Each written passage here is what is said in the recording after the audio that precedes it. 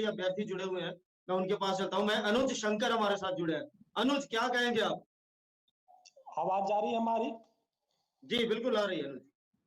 देखिए, मैं अभी बिल्कुल राजनीतिक से हटकर और जो फैक्ट है, मैं सिर्फ फैक्ट पे बात करूंगा कि सबसे पहले जैसे ही जेपीसी का जो मेंबर आए थे, तो मेंबर्स, ये कॉन्स्टिट्यूशन में ये प्रोविजनल है कि गैर राजनीतिक दलों के सदस्य इसके बनने चाहिए।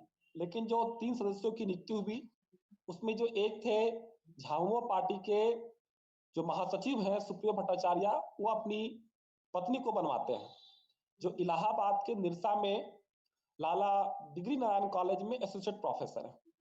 तो ये अप्रत्यक्ष तरीके से सीधे एक राजनीतिक लोग का प्रवेश कराया गया। एक मेंबर और हैं हजारीबाग के कोलंबस कॉलेज के, बहुत अच्छे प्रोफेसर हैं, नाम है डॉक्टर जमाल अहमद, लेकिन वो कांग्रेस पार्टी के परमंडलीय कमिश्नरी प्रवक्ता है। तो 2 लोगों का सीधा संबंध राजनीतिक दलों से जिनका प्रवेश कराया गया, सबसे पहला संशय का बिंदु ही उठता है। दूसरा में जब एग्जाम इसका हुआ 1102 सेंटर पे इसका परीक्षा हुआ, जब रिजल्ट आता है उससे पहले एग्जाम जब 2 बजे से था और 12:43 में पेपर 2 का आंसर लीक हो गया था, जिसका प्रमाण हमारे पास भी है और हमने काफी लोग को ये प्रूफ दिया भी था। जब ये बात आयोग को दिया गया और आयोग ने कल अपने वेबसाइट पे जो 5 पेज का जारी किया है, तो इसमें साफ उसने आंसर में लिखा था कि ये एक पूर्वाग्रह से मानसिक है और पेपर जो लीक हुआ है ये बहुत सारे मीडिया वाले नहीं बताया है।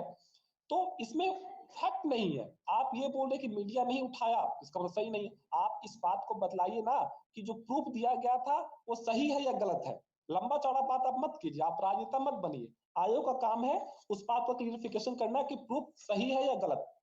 तीसरा बात, अगर वहां पर स्टूडेंट प्रोटेस्ट कर रहे थे, उस दिन मैं हजारीबाग से गया था, मैं लीड कर रहा था, लगभग 2 बस लेके मैं गया और लगभग 100-150 हमारे छात्र थे।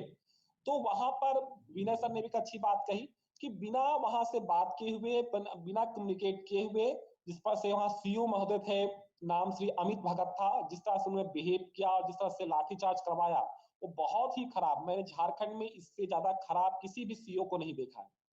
अगला जो बात था कि ये जो परीक्षक थे, जहां बातें चल रही वेल ट्रेंड नहीं थे, इस पे कोई चर्चा नहीं कर रहा है। आप जहां सेंटर बनाए 1102 केंद्रों में, बहुत सारे सेंटर में हम जाके विजिट किए, वहां के जो निरीक्षक थे वेल ट्रेंड नहीं थे। अच्छा, जिस सेंटर में चोरी की बात कर रही है वहां पर ये कह दिया गया कि बहुत ज्यादा एस्पिरेंट्स थे, तो ये हो सकता है कि हो गया।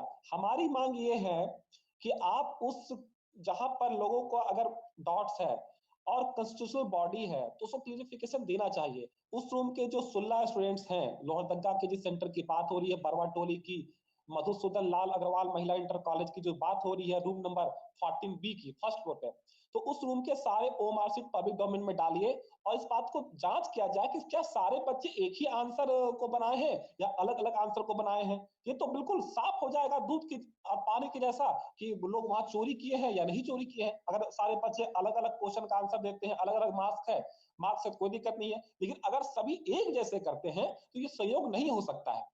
इतनी सी छोटी सी बात का अगर आयोग उत्तर दे देता तो हमको लगता है कि आज इतनी बड़ी जनसंख्या जो मास प्रोटेस्ट में जो लोग बैठे हुए थे, वो आयोग के प्रति उनका विश्वास खराब नहीं होता।